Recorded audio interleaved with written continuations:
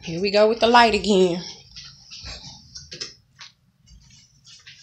Good morning. Okay. As I make my morning tea, I want to tell y'all about holiday thieves. Okay. I was having an issue with my printer yesterday, and I talked about this on Marquis Marie Instagram, and I was telling everybody what happened yesterday, like as a step-by-step, play-by-play. So let me tell you what happened, because some of y'all don't follow me on Marquis Marie Instagram, and some people I just overlook and I send them straight to my Ashes Closet Instagram, because it's more personal on that Instagram. So follow my ones that are public. So listen here. I get to this UPS store, and I'm like, okay, I'm standing in line or whatever. And I was sending an email, so it took a second. So I had to step aside and let other people get up there, right? So I get up there, and I turn around, and I see this lady, and she has on a Zeta Phi Beta, like earmuff headpiece thing. So I said, hey, you my soror. And she said, what do I have on that got letters on it? I said, your headpiece. So we start talking or whatever. So once I finished my business, I went over to her and I said, hey, I asked her where she was from. She told me where she was from. And I said, oh, I've been there a few good times. I know some people. I mentioned a few names, a couple people she knew. Most part, she knew mostly everybody I mentioned. So she was like, man, I was like, small world, huh? Yeah, small world. So I say, let me get your contact information. I'm making some tea. I said, let me get your contact. I don't want to not be able to communicate with you. I said, so let me get your contact information. She said, okay. She said, I'm going to give you my number, but let me find my phone so I can, give you the information or whatever, and I can get a text message from you. I said, okay. So she's looking for her phone, and she's like, hold on, I know I got it here somewhere. So after like 5 minutes of her looking and us looking up under the, counters that possibly could have slid under the floor, under other papers, and asking people, and everybody say they didn't find it, I said, we need to tell the manager to roll the cameras back, because if you know for a fact that you walked into this store with this phone, we need to be able to find the phone. And I'm calling the phone for her, and it's not really nobody's answering or nothing. So she went back outside and she looked all around outside, and she came back and she just started to have this sense of urgency about her. So she told me she had a medical condition and that she needs to have her phone. Her phone is life and death for her. And see, y'all know stuff. When I commune with my mom, similar situations happen when I'm out in public. My mom was on dialysis. She never wanted to lose her phone. She didn't want to lose it. When it got wet one time, she freaked out because she thought she wasn't going to be able to call me or call anybody.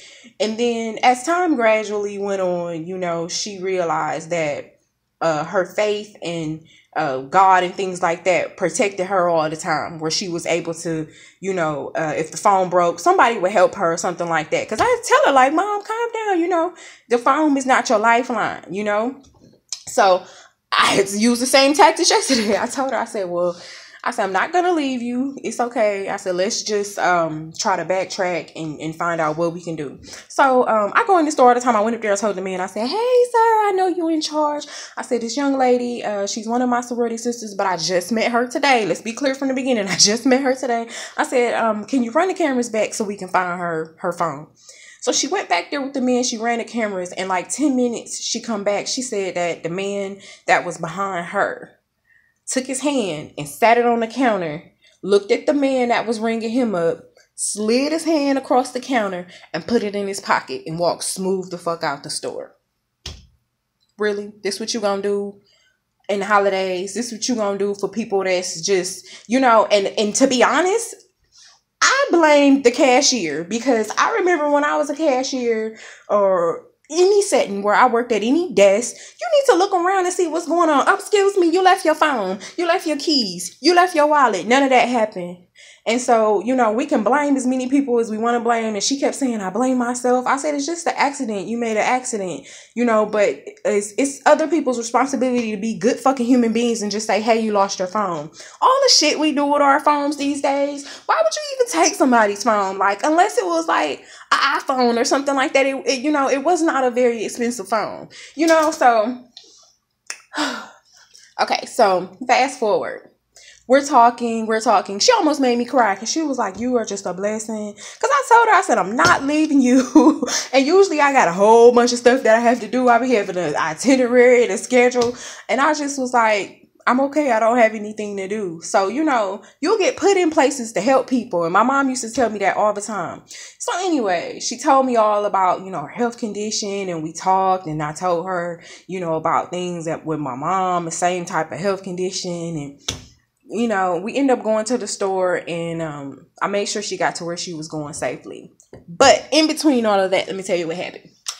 So I'm already in 5-something minutes, whatever.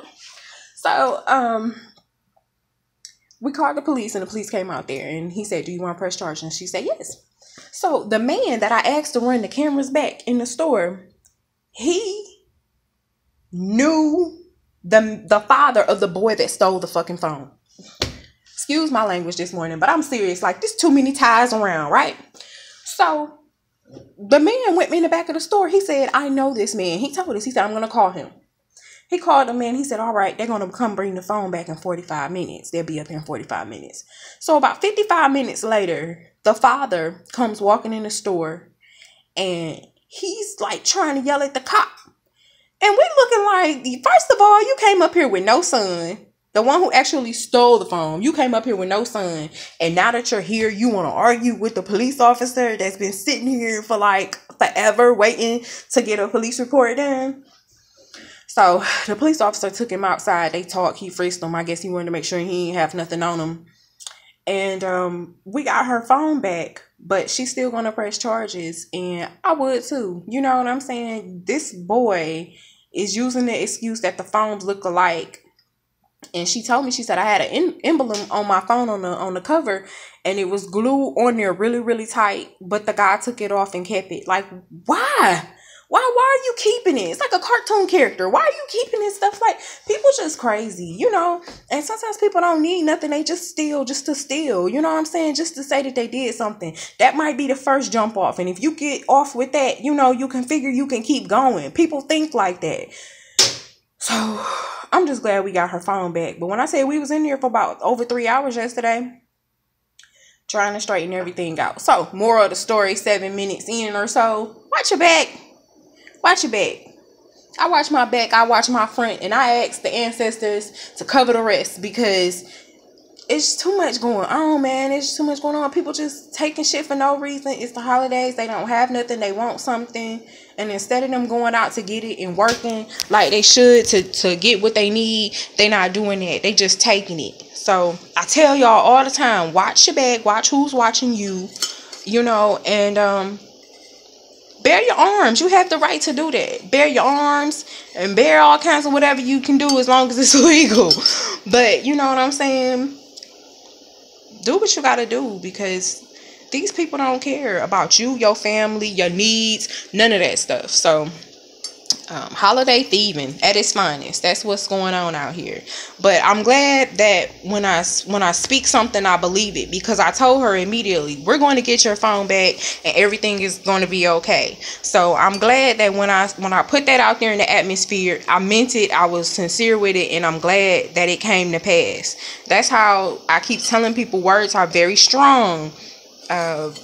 And yesterday when we were at the place, she was saying I can't afford to get another phone, and I was just saying like it'll work out, and she said I'm poor, and I was like, oh my God, I don't like when people say stuff like that. Like, even if you are poor and you're broke, don't tell nobody and don't speak it out of your mouth. Don't say that. Don't say that. Don't say it. So that's all I have to say, you guys. Just be safe. And like I said, we're going to stay positive and we're going to push on through to 2017. This is a year of pushing. So just push on through And be safe. Watch your front, your back, your family's front, your back, and all that good stuff. And that's all I have to say. Peace.